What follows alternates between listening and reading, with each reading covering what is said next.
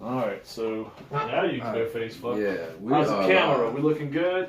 It's looking good, I think. We got some intro or what? We got some intro? Oh, no shit. intro? Oh, you a high motherfucker. What the fuck you talking about? You're high on life, man. I'm just ready. 2, 1. Alright. What's up, Twitter folks? Yeah, that's Twitter how we folks, roll. They're here. Yeah, we're a little early on Twitter. We're early. You know, Facebook just getting in the house. That's man. what happens when you multi-stream, and it's just the two of us trying to carry this dream right here. But we got this. That's right, man. Can't, it's like having an orgy with one person. Can't happen. But today, another day, right? Another day. As one of the most April, man, one of my favorite months of the year, man. We're in the This is first one of our favorite tunes April, from man. Disturbed, man. Fucking Stone Cold. Stone Cold. The Stone Cold Disturbed. Getting a little ready for WrestleMania this weekend, man. I'm gonna watch that shit and be surprised by a lot of stuff. Well, WrestleMania, I'll say this, man. Wrestling, I'm not as big of a WWE guy as I used to be. I mean, I still watch it, but WrestleMania is kind of special. It's like the Super Bowl. Let's be real, a lot of people casually watch the Super Bowl. They might not even be the biggest NFL fans. They might be real, casual fans, and they watch Super Bowl. I'm the same way with wrestling, you know what I'm saying? WrestleMania has always got something a little special with it, in most cases. There's not too many shitty WrestleManias, let's put it that way. Now I probably won't watch it a month from now, but hey, it's here nor there. But WrestleMania, man, ready. I know you're not gonna watch WrestleMania a month from now because it only happens once a year. Well, no, I mean wrestling in general, man. You crazy bastard.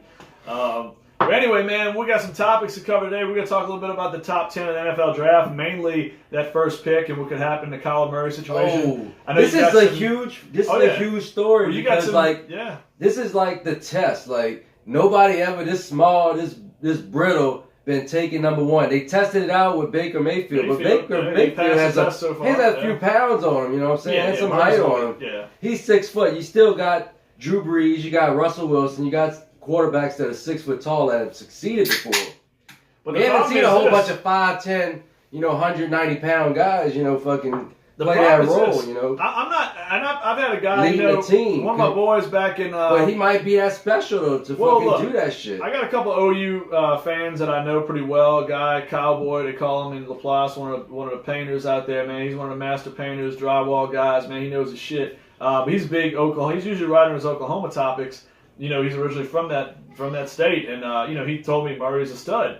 Absolutely, in college he's a stud. But is there any doubts? To me, if you have any doubt at all on Kyler Murray, this guy, I don't know. I think people are looking at Pat Mahomes, they think the baseball background. They're looking at the mobility, the different things that he brings to the table, lit it up in college, obviously, in a fast-paced offense. But if there's any doubt at all to me that he's not the guy going forward, I mean, Arizona, to me, you have Josh Rosen in-house. There's such a unique situation going on there. He was a 10th pick last year. Rosen, to me, didn't show anything terrible where he looked like he didn't belong in the NFL. He didn't look like Jamarcus Russell or Blaine Gabbert or Ryan Leaf. He did not look that bad. You have this guy in-house. Do you, at this point, Arizona has to entertain options. Rosen did. You know what I mean? Rosen did look kind of bad. Like, I don't think he looked fucking terrible, actually.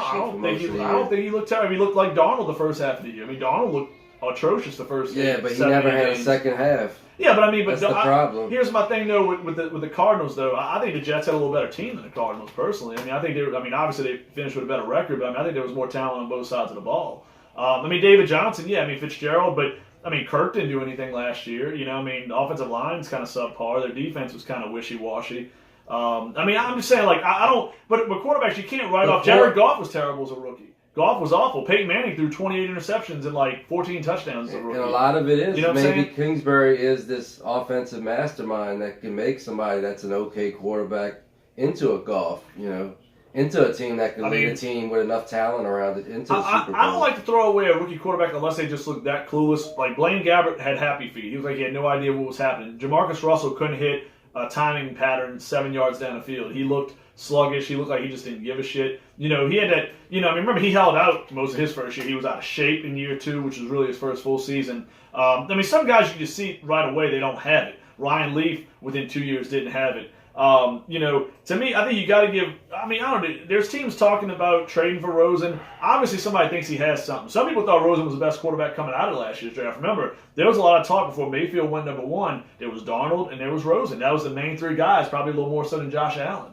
You know what I mean? So, is he a guy you trash that fast? I mean, or do you say, hey, we got so many holes in his team. 2020 is going to be a super rich quarterback draft with Tua and those guys. Do you think about trading down and getting a bounty package, getting maybe, say, a team like the Giants? You get 2 firsts this year, you swap picks, get that extra first, get a first next year, maybe something else. Maybe they're that desperate because they got to do something with Eli. I mean, they're the team most linked to Josh Rosen as we speak. First of all, let me tell you, my team name in a lot of my fantasy leagues is Moneyball. So if you could take that number 1 pick and turn it into a bounty where you can add 3-4 starters to your team next year, I would probably do it, Yeah, I mean, you got to think about it. Kyler Murray, if your scouting department determined that Kyler Murray is the person that can win you a championship, then you fucking do it. Yeah, I mean, you have to fucking trust your fucking scouting department. If he ain't that guy, turn that shit into a bounty to somebody that believes I wouldn't be he shocked is if that it happens. I mean, look, here's my thing. Every year, no matter how, maybe with the exception of Andrew Luck in past drafts that I can remember, there's always been talks about that number 1 pick. It's always, look what happened the year with RG3. You know what I'm saying? Look what happened with the golf year. With Wentz. Wentz, that was a whole big thing to get up to that number 2 spot. But here's my thing. There's always going to be trade talk, no doubt about it. So, this could be just your traditional early April trade talk. People have been talking about Rosen a lot now for months, But, is there something to this, or is this going to be legit? There's a whole thing with the trade talk. That's like a whole different discussion. No, that's what I'm saying. A lot of these teams is putting out shit in the media to fucking sway other Absolutely. It goes on in, look, we even see it like fucking Sony Michel. They fucking talk about, he hurt his knee, he busted up. All that shit came out right as the draft was coming out. Tunsil was smoking herb with a mask on. He's a pretty good lineman. Michel was a huge reason why they won the Super Bowl last year for New England. You remember hearing it about, there's several names. Mark Ingram, with the Saints, arthritic knee condition possibly. And, he's had a pretty fine career up to this point. 3-time 1,000-yard rusher, multiple-time Pro Bowler. You know what I'm saying? I think sometimes people look into it and they try to, and honestly, everything's going to come out about a player and all that stuff. I'm just saying, to me, Murray, I like Murray. I'm not saying, hey, don't pick Murray, but you have Rosen in house. If you have any thoughts at all that let's think about this. You give Rosen a second year. If there's any doubt with Kyler Murray, you give Josh Rosen a second year. You have a rich quarterback draft coming up. Go get the best players you could get on the board. Get talent, because that team needs talent. You got an aging Larry Fitzgerald that's probably about to play his last season. David Johnson's solid. Kirk, we don't know what he's got yet. We know there's some upside there. Offensive line needs a ton of help. The defense outside of Chandler Jones and Patrick Peterson, mostly throwaways. And those guys aren't spring chickens anymore. Jones is still kind of in the prime of his career. Patrick Peterson's got to be around 30. I don't know his exact age, but he's been in the league quite some time. So you got to start thinking, hey, we need young talent. Is it smart? Is it a wise decision, like you're saying, to play Moneyball? Maybe see what you can get for that first pick, and then give Rosen another crack at it. What if Josh Rosen goes on to have a killer season this year, and Kyler Murray goes somewhere else and stinks it up? You know what I'm saying? He's like a genius. But let's say you take that gamble on Kyler Murray, he stinks it up, Rosen leaves, you lose out on 4 potential picks that you could have gotten, maybe 3, whatever, 4 high, first round, second round pick type things. You put a lot on the line, man. I think it's a risk. I'm not saying, but like you said, if Kyler Murray, you have to be 100% sure he's that kind of guy. But what if your coaching staff determines that Rosen ain't that guy? Because you have to realize you have a whole new staff coming in. Absolutely. And he's gonna want to make his imprint.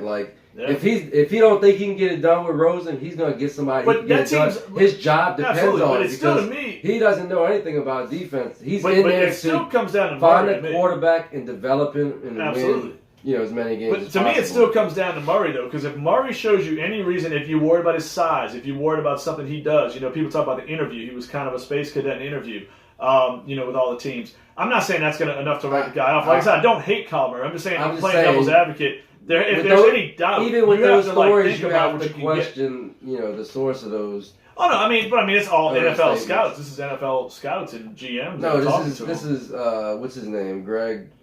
No, there's a lot of people that vouch for it. He's the one that said the shit. Man. There's a lot of vouchers that believe that's fucking misinformation from teams. I don't know, man. That teams want to be able to get him. I don't know, man.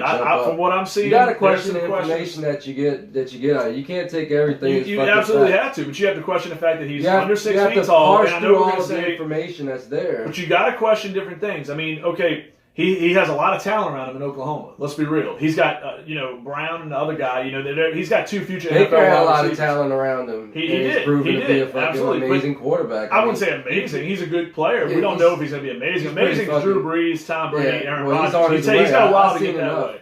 I don't know. Yeah, you can't say you've seen enough. Yeah, I like Baker Mayfield, but I'm not going to throw him into that category just yet. I like Mayfield a lot. Big fan of him. He's a good quarterback right now. But he's not amazing Mahomes yet. Of the future. Mahomes has already shown it. Mahomes got his team deep in the playoffs. He won the MVP. I mean, that's amazing. You know what I'm saying? It's amazing to take a team that's won like one game in fucking 2 years. But it wasn't just Mayfield, Nick Chubb, Myles Garrett. It was. I mean, if you didn't have Myles Garrett and Nick Chubb, that team doesn't win 4 games last year. Baker Mayfield's the best player in that team. That's why they won games. Myles Garrett, pass rusher. So you're saying pass rush doesn't matter? Running game doesn't matter. I'm saying all of it matters. That's crazy. Absolutely. All of it matters, and he's the head of the fucking snake. He is the head of the snake, but Myles Garrett makes shit happen on defense. If the defense can't stop anybody, you don't get in a position to do things you can do running the football with Nick Chubb. That team was a lot better once Nick Chubb started running the ball. Carlos Hyde moved on to Jacksonville. Things changed. I mean, you can't doubt that. When you have a Blake Bortles, even the best team in the league will lose.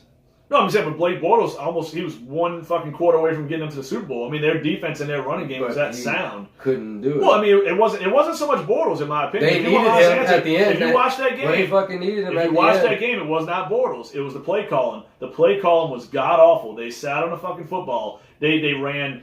They would run the ball 2 downs, suck up 25 seconds or so on a play clock, as much as they possibly could on the play clock. They would sit there and run the ball into the line. Before you know it, it's 3rd and 6. They would throw a dump-off pass for 3 yards and hope the tight end or running back would make a play. There was nothing downfield, no creativity. Quarterback, they would have already got 2 touchdowns and it would have fucking mattered. I mean, you tell me Bortles didn't throw 1 pass all year for 20 yards? I mean, at some point you got to take... There's a reason why he's fucking been released and now he's a backup quarterback. But we're not saying Bortles. Nobody's saying Bortles is a great quarterback. The problem is this. Okay, Trent Dilfer won a Super Bowl. Brad Johnson won a Super Bowl. You know what I'm saying? There's different quarterbacks. Doug Williams won a Super Bowl. Yeah, you know what I'm saying? Nick Foles won a Super Bowl. I don't think Foles is anywhere close to a top 15 quarterback. He's not a bad quarterback. He's not a top 15 by any stretch of the imagination. I'm not saying he's bad. I'm not saying quarterback. If you have a competent quarterback, you can win a Super Bowl if everything else is good. Joe Flacco. But fucking Bortles was never competent because he turns the ball over too much. Flacco. And he makes a lot of risky decisions. No, but Bortles, teams games. That season he didn't. That season he didn't because Fournette was fucking giving because they had a running game and they had defense. The running game fucking carries the game. They can fucking hide him. So what happened this year? Fournette, what happened to him?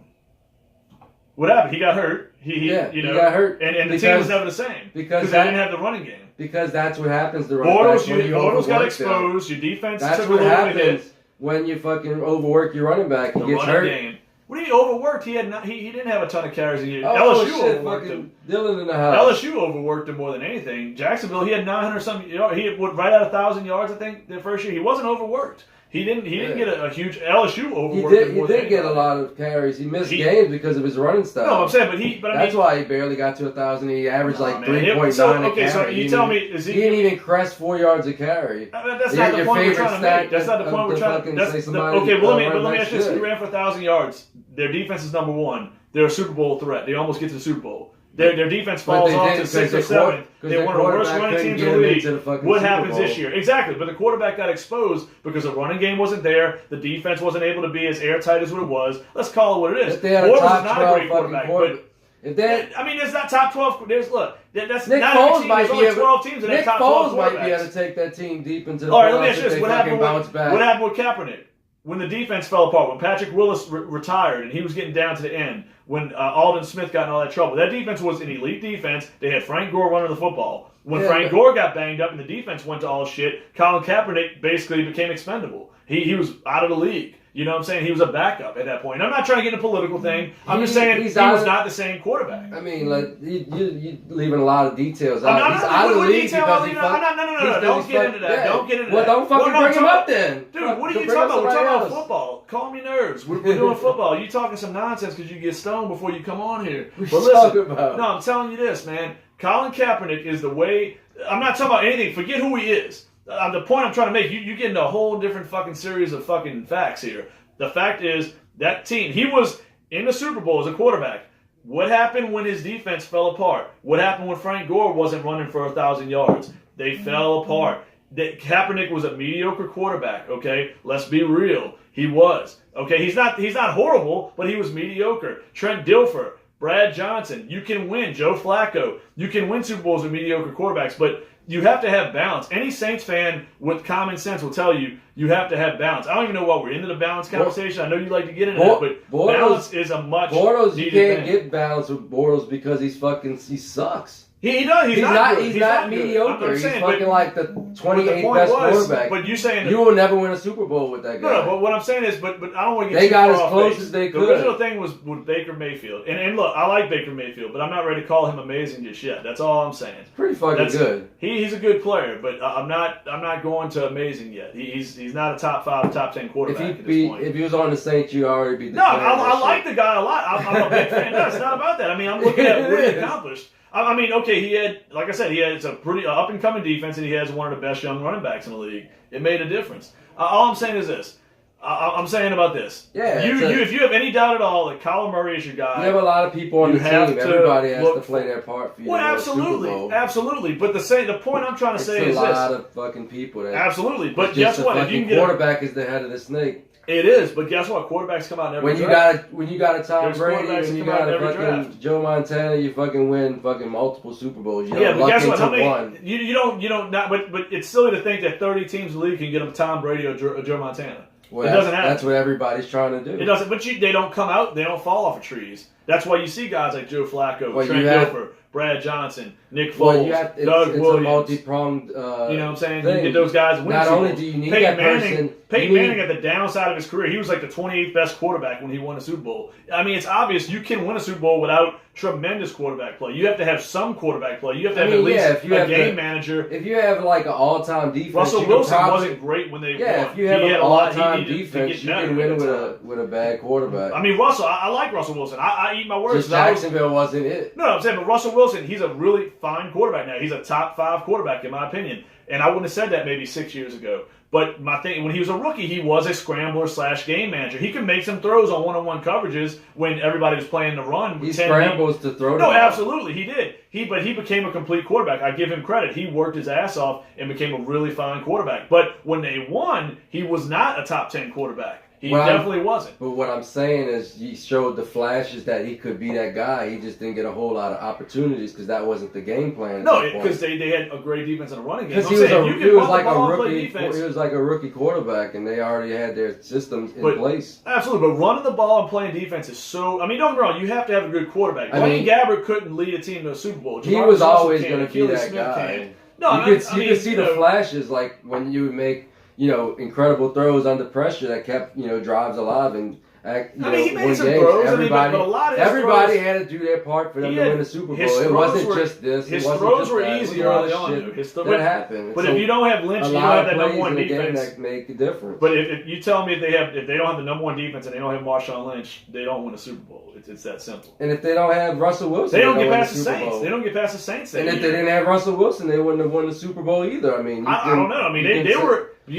weren't winning with Josh Jackson or Josh Johnson. They got to the divisional round of the playoffs with Matt Hasselbeck on a basically crawling, limping at that point in his career. But they didn't win the whole shit.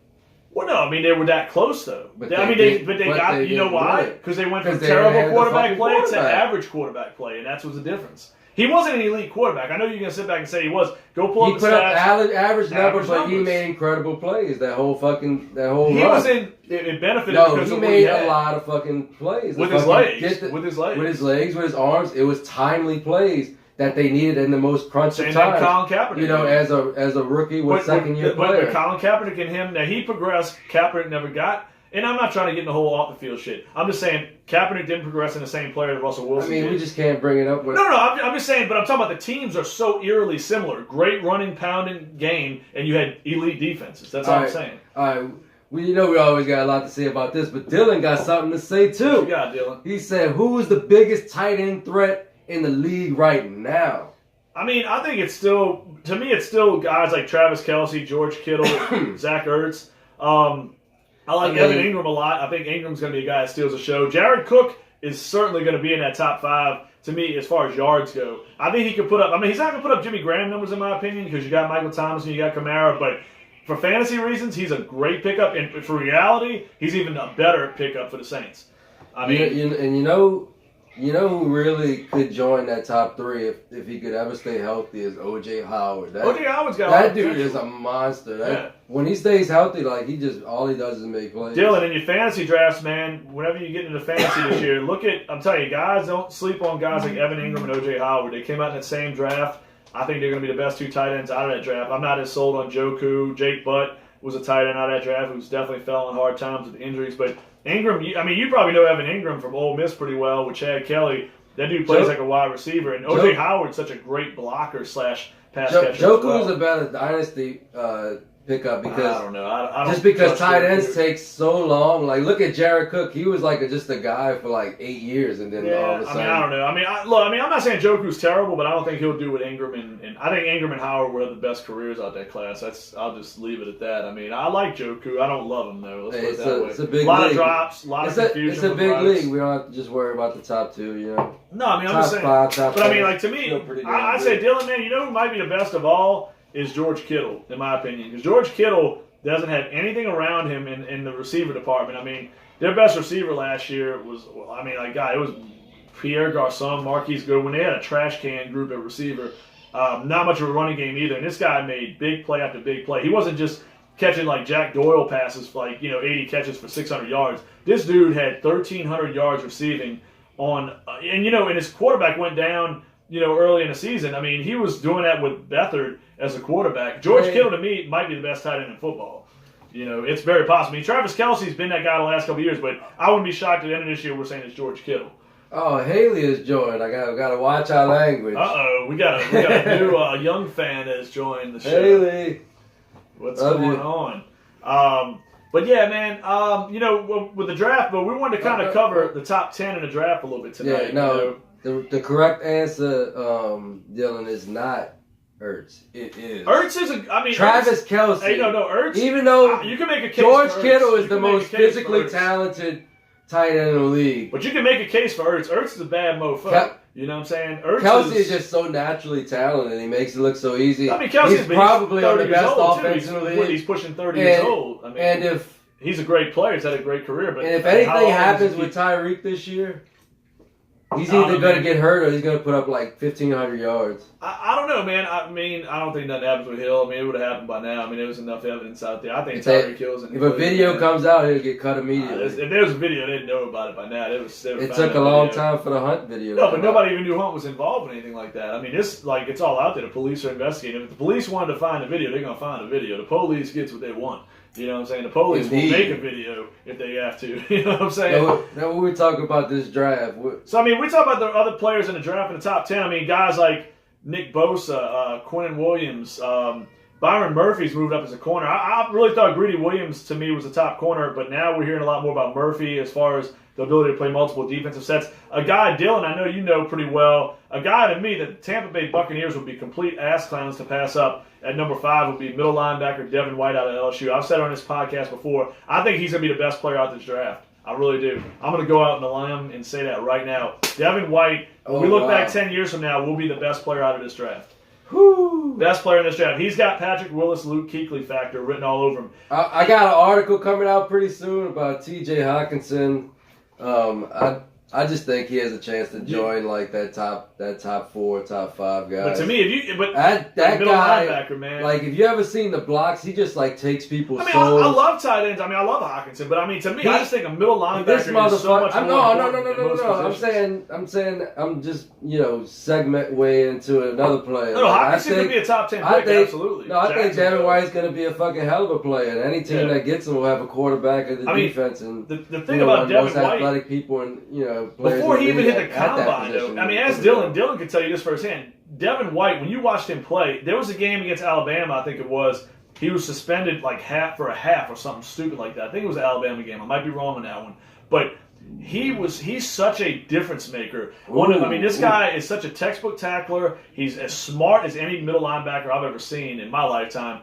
But when he got to the combine and he dominated every category, this dude, I'm saying, look what Luke Kuechly does for the Panthers. You take Kuechly off the Panthers, they're drafting in the top 5 the last 5 seasons. To me, Patrick Willis, Ray Lewis, Ray Lewis. I said Ray Willis. Ray Lewis. Ray Willis. Ray Willis. I think I might have said Lewis. It was just so close. Willis, Lewis. But Pat Willis, Ray Lewis, Mike Singletary. Look what middle linebackers do for teams. They win championships, the great middle linebackers, or they make you damn good. They will make an average defense better. If you got a quarterback, like you said, that can make the defense that much better. Cover guys, rush the quarterback, stuff the run, find the A gap, hit it hard. Your favorite analyst, Evan Silva, has him going to the Packers at 12. He will not fucking last at 12. Evan Silver's a jack-off. I'm sorry, Twitter people. Y'all gonna hate me for this. Y'all can still like C. But hey, Evan Silver is a jag. That dude you can't talk about the Pope like that. Look, I will wear a goddamn Atlanta Falcons hat if that dude goes outside of the top 10. Devin White is going number 5 to the Tampa Bay Buccaneers. You heard it here first. Evan Silva. I'm telling you this right now. Move Devin White up your ranks. You better move him up your board. Hey, it's only the first mock. He better fucking stop smoking drugs and do another mock. we got I don't know. Let me think. See how you like this one. The Raiders at 4. We got Dwayne Haskins. Fuck no, that's not. Is this Evan Silva? He should just stay away from mock drafts altogether. Dwayne Haskins is not going ahead of Devin White. He was the number 1. He was the number 1 rated mock drafter last year, better than any of the experts. He got lucky one time. Mike won that shit with us, and I'm still doubting Mike's knowledge a little bit. Mike's my dude, but I see his fantasy He just copied this shit. That's how you think he won. Mike fucking won that son of a bitch. Because he copied Evan Silva. He's fucking smart. Man. Fucking, he's smart. He fucking didn't have the original thought. But no, he just fucking copied and pasted that shit. Mike won that shit. Did you copy and paste from Mr. Silva? Okay, so let me read his. Go 10 to go 1 to 10. Okay, we got number 1 Cardinals, Kyler Murray. Ooh. All right. It seems to be consensus at the moment. It's probably going to happen. I'm just saying they should. 49ers, Nick Bosa. You something wrong with that? You're not going to take Nick Bosa? Remember they just added D Ford. They got but you had another guy. Now you got a fucking rotation. Now you got something to build on. They can have something sick. No doubt about it. And you can get other, secondary. You get some safeties in the second, third round. Absolutely. You're not going to go to, but they're a team. Watch the 49ers. 49ers are a team. If somebody really likes Haskins. I'm not saying, I don't think Haskins is going to go that high, but if somebody does, really, and I like Haskins, nothing against him, but if somebody has a hard-on for Haskins, that's a team that might be trading out of their spot. If they're smart, they moneyball that shit. They do, because they could use a couple pieces. To me, they don't need an edge rusher as much, being that they got D4. I know you said, if you pick your guy on your spot, but yeah, but if the 49ers can go get a Greedy Williams or Byron Murphy, get a cover corner, get a wide receiver. Now you can take 4 of your guys at those spots. Well, say the Giants and now all of a sudden you got depth, you got starters, and you're starting to build something like the Browns did. Do the Giants and 49ers trade partners? Is that possible? Let's look at that.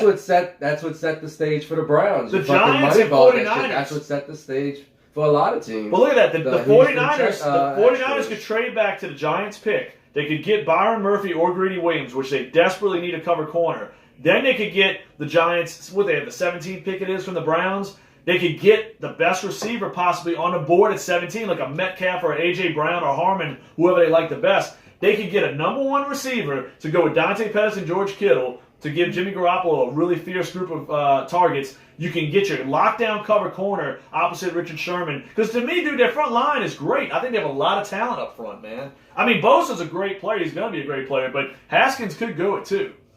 We got to welcome in Adrian Ramos in the house. Adrian in the house, man. This dude takes some amazing photos, man. Man, that's professional quality, That could be, go from a part-time to a full-time type of gig. That's right. We got Kiri Rashad in the house. When we go on a sports beat, Kiri, I told you, we will record directly from there. We're going to have to get recorded on there, man. We're going to have to have a toga party or some shit from there, man. All right, but go real. Continuing on this, we got the Jets. Jets. Jets. Quinnen Williams. They taken a guy that was another top 10 pick last year, or maybe somewhere around there. He has the same name as a quarterback that played. Josh Allen. Yeah. Okay, yeah, it could happen. Is he a crazy? When I see Josh Allen, I think he's the quarterback that's gonna. Von Miller type potential. I mean, that's what a lot of people say. I mean, all right, we already said Haskins at 4 for the Raiders. I don't think the Raiders take a quarterback. I really don't. I think Derek Carr's going to get a year with Antonio Brown. Another edge rusher or what? I think the Raiders need a pass rusher. You lost Khalil Mack. That was one of the most criticized trades in the last 10 years in the NFL.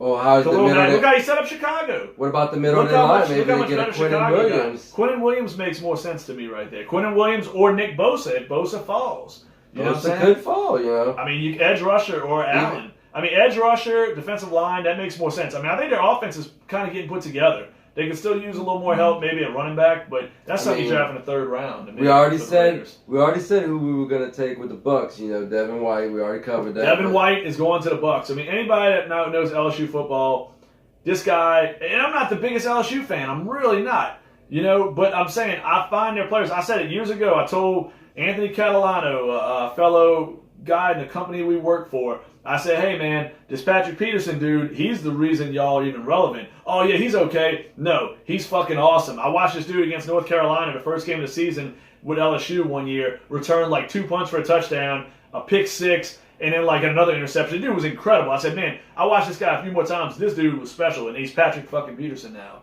He's one of the best corners in the league for the last 7-8 years. So you've seen this kind of guy before. I'll tell you, Devin White has that shit. LSU can produce, I mean, Odell Beckham. LSU has the potential to produce high-end talent, like Ohio State, like Alabama. Devin White's the next big thing on LSU. You know, when we got the Giants, this is going to be one of the most controversial. Giants are controversial. What if they just do like something weird, like take a fucking receiver or something? Yeah. They take Metcalf or something. Is there we got our new OBJ. We got Metcalf, bitches. That's right. And you know what? Hey, I'm going to say this, though. Gentlemen. Last point on They got nobody to throw the ball to him. But Tampa did draft a fucking kicker in the first round, so maybe they won't draft second round. They traded up in the second round. Early second round. It was very high. I know they lost a lot of fans that held on for a few more months. But then when fucking, you know, James Winston went to fucking try to finger a fucking Uber driver. Whoa. How are you getting into that, man? It's that's what we children's show here. No. No, but I think they tuned that already. Yeah, no, that's good. No children are on here no more. Hopefully not. But anyway, well, I mean, what you got? Gettleman's an idiot. I mean, we were up at the Giants. You had a good point. Gettleman was a moron. He can make some bad choices, but I think it's finally the point in time they have to realize it's time to move on from Eli. Eli looks like he's on a mix. Do they realize this though? Do they? I mean, Eli has some moments. And I love Eli. He's a New Orleans guy, but sometimes on the sideline after an interception, you know, we used to talk about Aaron Brooks and how he looked like he didn't give a shit after the interception. It drove Saints fans nuts for years. Eli looks like he's on a mix of Xanax, vodka, and the best weed that we could find on the sideline. You know what I'm saying? He looks smoked out sometimes after. Like, Eli, I think, is just at that point where he needs to retire. You know, and Eli's had a great career. I'm more of an advocate for Eli than most people I know. I respect him being a 2-time Super Bowl winner, Pro Bowler. I think he's done some great things in New York. They should really appreciate his Let me ask you a question. Would Eli have been a Hall of Famer if he had just rode into the sunset after that second Super Bowl championship? I think so. But I think what his last 3 or 4 years might fucking keep him out at this point. Absolutely. Like, people remember the most recent shit, recency bias. It could have hurt him, man. And I like Eli, man. I really do. But I think it's time to give it up. I think they have to move on to Haskins if they can. I think the Giants going to do some fucked up shit, and they're going to piss off all the remaining fans they got. A receiver? That would piss a lot of people off, probably. Yeah. Maybe even good on there. Anyway, we got the Jags. You know who I think going to the Jags. Hockenson makes a ton of sense. I mean, they could use a tight end. They need help in the running game to get Fournette another blocker. The offensive line still needs work, too. They could go O-line. They could get the best offensive lineman possibly where they pick. But if you get Hockenson, you can get not going quarterback. You got to trust your ability to scout and get guys in the second, third round. You can still get impact guys in those rounds. You could. I mean, but they don't need anything on defense. You need a really good offensive line coach, but you can't just fucking find a Hockenson. No, Hockenson would make a lot of sense. I mean, to me, their receiving corps has got some talent, but they're a little vanilla at the same time. They're not very accomplished. Guys like, you know, I've seen some of Foles' biggest plays. You know, he's throwing the jump ball to big guys, you know, and they don't really have that big guy on the team. No, I mean, but Hockenson, to me, is a blocker, too, because Leonard Fournette has that's going to get him on the field early. That's That's gonna help the running game fucking a million times. If Fournette, that's gonna set that kind of attitude for that whole team. Yeah. When he takes a fucking defensive lineman and drills him to the ground, just with leverage, hits him in the mouth, he's gonna have that whole fucking offense lit up. Well, if Fournette runs for 1,200 yards and Nick Foles manages the game the way that Nick Foles can manage a game, and that defense is top 5, they're a Super Bowl contender, in my opinion. They have that juice. They could be right there. They could be playing the Patriots again in the AFC title game like they did a couple years ago. Yeah, I think Nick Foles is easily a type of guy that could lead this team close to a championship, if not win it, because they can still regain a lot of that defensive. Yeah, the players are there. They get their nuts back. You know their testicles are back. They just need to have a game plan. Yeah. I mean, but who we got? Are we kind of out of top 10 next? I know we got to go on another subject. Oh yeah. Well, we got we got the Lions. The Lions. There's no fucking tell. The Lions are always very hard to predict on draft day, man. I don't know where they could go a lot of places, man. Because they're always doing a lot of bullshit. They could go a lot of places. They could go offensive line. They could go anywhere in the defense, in my opinion. They obviously Mr. not going Silva said Ed Oliver, and I'm not sure if that's a real person. No, defensive lineman. That could definitely happen. That makes defensive sense. lineman. This is where defensive linemen go is early in the draft. Yeah, no, he could definitely go there. I mean, I think that's a good. Lions are kind of boring. I mean, we can move on. Got Bills with T.J. Hawkinson. They say he's gonna slip.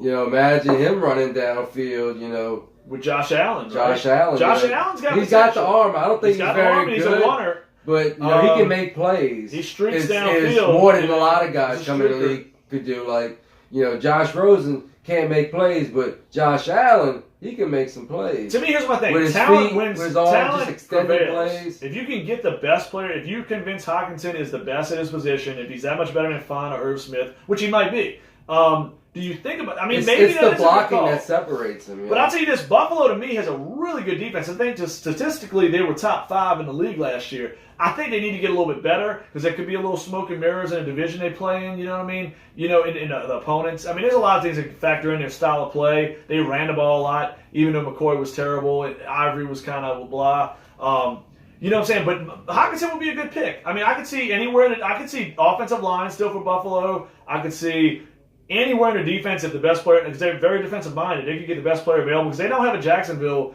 depth defense. They have a good defense, but it's not Jacksonville level. So defense, if a great player's there, if they really like a Byron Murphy, I mean, you never know. That could happen. If Devin White's there still, come on. Got Broncos with Drew Lock. Damn, they're saying Elway has a hard-on for Lock. I'm scared of Elway and quarterbacks. All right? Tim Tebow is a fucking train wreck. I like the guy. He's a good human being, but he's a fucking terrible NFL quarterback. I kind of told you. Chad Kelly was my boy. I didn't know he would go fucking act like somebody's house. I know Elway won that championship. I told you. He's a little overrated. He fucking can't figure out what to do with the quarterback. Yeah, I don't know. He drafted Paxton Lynch, who's, I think I can. The only thing he ever did was talk fucking Peyton into playing for him for a few years when he just had that last little bit of fucking his hurrah. Elway should stay away from high draft picks and quarterbacks right now. I think he needs to roll with Flacco, wait till next year, look at a little better quarterback class. It might be a little bit easier for him. To me, the Denver team needs to get I think they need a shot in the arm on defense. Cover corner. Roby's not there anymore. You still got Chris Harris over there. Talib's been gone for a little while now. Cover corner. Murphy, Greedy Williams, Denver. We got Carly Robin in the house. Carly, what's up with Saturday, man? CJ's in the house? Where we got CJ's in the house. CJ, man. Yeah, I think you don't have to work tomorrow, so you can join in. Eyes getting checked. We try not to curse too much. The eyes are getting checked. Hey, whoa. Anyway, we got Lonnie Hoganson in the house. Lonnie! Carly, man. Carly, look, French Quarter Fest, man. I want everybody on here. Fucking FQF, man. Next Friday, French Quarter Fantasy. Partners in Crime is going to be there. John Boutte is going to be there. I think freaking even Irma Thomas is playing that day. They got a couple brass bands, man. April 12th, man. Next Friday, it's going to be rocking the shit, man. Hopefully we get some 85-degree weather. Something cool. You can go get baked on the river if you want. Drink some hurricanes if you want. Eat some fucking good tacos, man. Diet. You get some shrimp po' boys out there in your life, man. Some boudin, whatever you got to get, man. There's tons of food out there, man. Oh, fuck yeah. Dude, so we got barbecue, oysters, man, grill. Man, so that's fucked up what happened to that minor league football joint, huh? Yeah, the AAF just fucking died, man. It was kind of scary when they needed like a loan to keep the season going a few weeks back. I felt it wasn't going good. I don't think minor league football. I just don't. I mean, look at Arena League. I mean, I don't think it can I work. mean, like, I'm not gonna lie to my audience. I didn't watch not 1 second of that bullshit. Not 1 second. Not 1 fucking second. But it's so fucked up what they did to them fucking gladiators that played that fucking game for them. They fucking left them in strange cities. They don't even have a fucking way to get home. Like they fucking went to their hotel room and all their shit was in the lobby. They human trafficked them? No, they fucking threw their shit in the lobby. Like they fucking rooms wasn't paid for. Damn. So it's like they made them like they said. They said like I gotta figure out how to. I gotta fucking my car has like no fucking gas in it. I'm fucking like I'm in like Colorado. I'm like from fucking AAF guys, they could get a little bit of that, man. They need to get it right to the face, man. And they didn't. Ain't nobody fucking did anything face to face. Everybody got an email saying there was. They got an email. That's fucked up. They got a fucking email. That's like getting fired on your day off, man.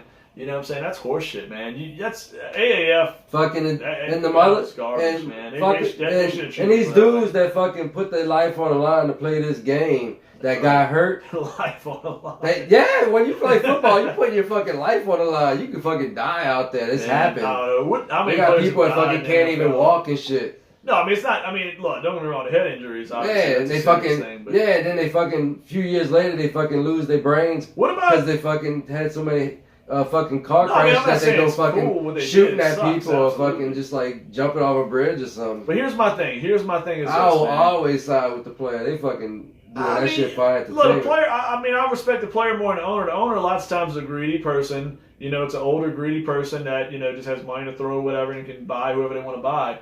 But I mean, I think there has to be always a mix. Owners and players have to have, like, same thing I always say about the NBA. You can't give too much power one way or another. It has to be balanced. Balance is so good in so many things in life. I teach my kids balance. I mean, balance is just essential for any league to It's like what they call the feng shui. Yeah, exactly. But I mean, hey, now what's the weird thing, man? I know we want to segue in this a little bit, but the fucking heckling, man, has been a real problem in sports. It's gotten its way to baseball. It's always been a part of baseball. Going to a lot of baseball games in my life. You know, I've seen it firsthand. We talk shit, fans, but there's certain things you gotta leave out. For one, there's no room for racist shit anywhere in any form of life. That's bullshit. You know what I'm saying? But there's players being heckled, and I'm not saying it's always racism. It's not. It could be some idiot just drinking too much and cursing. But Adam Jones, the center fielder for the Diamondbacks, played a long time with the Orioles. Yeah. Not the Royals, the Baltimore Orioles. I know who he is. He's a good player, named guy. He's been around for a long time. He made a good point. You can sit there, say I suck, say I struck out 3 times, say our team sucks, but you don't get personal with a player. Because if you're on the street and you're cursing somebody out and you're taking it personal, whether you call somebody's wife, you say something about the player's appearance. And for one, they're doing this, and I can tell you, I've been witness to this. I've taken my kids to baseball games. Now, I'll say this. Now, I've never seen it. They're talking about the Cubs fans, we get a little crunk. And I'm not saying we're better than any other fan base, but the fans get a little twisted in the bleachers. But I've never seen it to an extent, and I'm sure it's happened before, but with my kids, people around us have been respectful enough. They haven't taken it to a crazy place. They'll heckle a guy, but it's good-humored heckling that even my kids are laughing about. But we're hearing these events going on where, like in Utah with Russell Westbrook, the thing with the fan, there's racist shit going on. There's people are cursing at these guys. They're telling them, get off your knees like your wife and all this, get back to what you're used to doing, whatever, you know what I'm saying? Like, get off your, tell them all kinds of screwed up sexual shit. Like, kind of some, weird, awkward stuff, man. And I don't think there's any room for that in the game, man. Just to try to throw them off by any means necessary. No, and that's what I'm saying. Trying to just troll the shit out of them. Dude, and there's a certain thing, man. Look, dude, like, I know the Boston fans are kind of nuts. They actually had the Red Sox fans, and I respect Red Sox fans, but they had an issue. They were throwing bags of peanuts at Adam Jones. I don't understand what that meant, but there were supposedly racial slurs there. Jason Hayward got it in St. Louis when he signed a new deal with the rival Cubs. You know what I'm saying? They hated that. They hated the fact that we won a World Series. So fuck you, St. Louis, because we're better than y'all right now, and we have the guy y'all don't. So kiss my ass. But anyway, there was racial slurs there as well. You know what I'm saying? And that's unfortunate, man. But to me, the heckling, man, you got to understand, you go to a game, if you're about to get twisted with a guy, don't be surprised if he comes back at you. Now, I think the players should be composed. You can't go into the crowd and do an Artest and punch the shit out of somebody. You've got to try to really refrain from doing that. But players, to me, do have rights. And, you cannot call a player whatever you want and expect nothing to happen to you. It's just not a good example for kids. It's not a good example for living. You know what I'm saying? There's got to be fucking consequences. It's not human. You know, I mean, that's what I'm saying. Like, that's to some me, asshole shit. It's starting to be a real problem, though. I mean, we've seen a Westbrook situation. Bradley Beal got it, and he took it as good as anybody. You know, probably a teenage kid or a young 20-year-old told me sucked and was yelling shit to him out going in a tunnel. It was on Twitter, and he just kind of shrugged and said, "Man, come on, I don't really suck." You know, kind of that kind of vibe. He took very well. He played it as good as anybody could. Kudos to Bradley Beal. I always liked him as a player, but he seems like a pretty cool fucking dude that I'd like to get a beer with. But look at the owner of the Knicks, Dolan, that piece of shit. Now, don't get me wrong, the heckler just said, man, you know, sell the team already. I don't think that's that bad. Sell the team. That's a heckle to me. That's a good heckle. Yeah. He said, hey, sell the team, basically, because you're a dipshit, and the Knicks have been a joke for the last 25 years. And so continue to be a exactly. joke for the next 25 years. To me, sell the team. Is that a bad heckle? No. But when you get personal with a guy, when you talk about their family, when you throwing F-bombs and talking bad things about a guy, saying sexual stuff that's really awkward. You know what I'm saying? Dolan, he's a piece of shit. He threatened to kick the fan out and ban him permanently from Madison Square Garden. And this guy's probably a huge Knicks fan, pays his hard-earned money to go to the games, pays $20 for a beer and popcorn like everybody else. You know what I'm saying? But this guy threatens to ban him from... He's like, how would you like to watch all the games from home and be banned from Madison Square? That's what he told the guy. For telling him, hey, sell the team because you're a dipshit. That's legit. But don't go personal to me. You know what I'm saying? That's just my opinion. You should if you're able to go personal, I think they should just fucking make you go on the field and y'all, you know, just fucking fight it out real quick. Nobody wants that. Look, if Russell Westbrook would have came in that stands, that redneck dude in Salt Lake City would have ran his ass off. You know, fucking referees just come out the dugout. You know, fucking just come out. All right. Touch gloves. Touch gloves, bitches. That's right, yeah. Well, you know, and the problem is I think that would fucking make that would be entertaining as hell. Then you would fucking think of it. But it would be good entertainment. It'd be cool because you'd have fucking like you have like undercover like UFC guys like we got him right here. This guy wants to take you on, Adam Jones. Come on, fucking 5'4", 180 pound all right, guy. Y'all settle that shit right there. Yeah. Right there on the side of third base. I mean, like look at it. Look, you know what's funny? I always thought it was Jermaine O'Neal. Man, I'd be tuned into that shit. But the Pacers and Pistons fight years ago, I think it was Artest or Jermaine O'Neal, one of them two. Maddox was watching a video the other day, my son, 12 years old, laughing his ass off. The little dude looked like the guy from Entourage. Who was the guy that, the dude that drove people around and shit? What was his name, man? I'm having a blank. They had Vincent, they had the brother, they had Eric. Who was the other guy, man? You know the guy I'm talking about from Entourage, from HBO. Oh, man, this is tough. The little guy, he was with Ronda Rousey later on. Should not smoke marijuana. You know what I'm saying? But look, the guy, he was the fucking other character in Entourage. I wish we could get any kind of help from somebody on this one.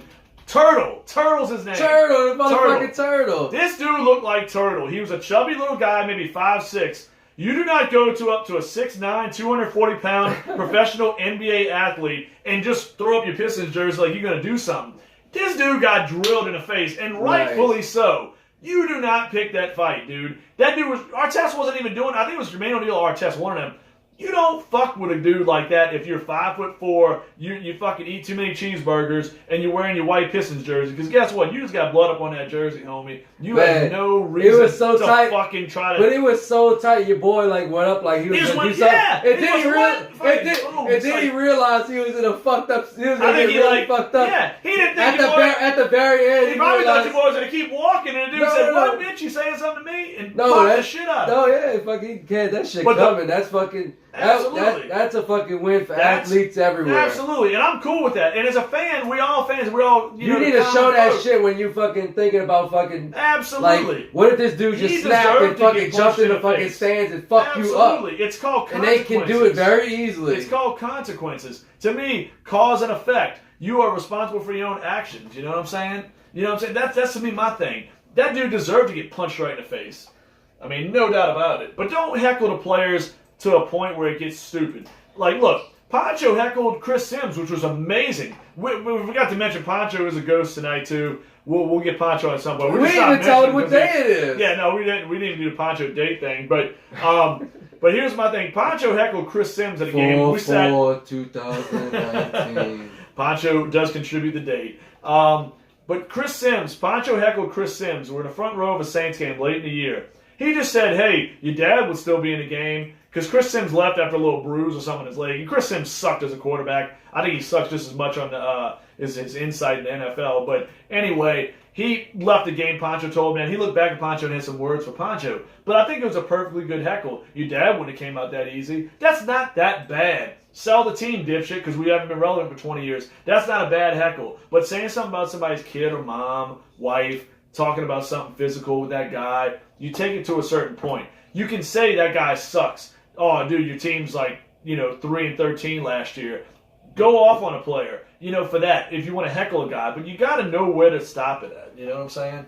Yeah, that's just my speaking opinion. Of knowing when to stop it at. It's time to stop. It's time. All right, mofos, we're up out of here on a Thursday. All right. It is April. This is how we go out. 504sports.net, baby. Loyalty Club. Get up on them support sausages, too. Yeah. We're going a little... support sausages. Get some System of a Down. Over and out.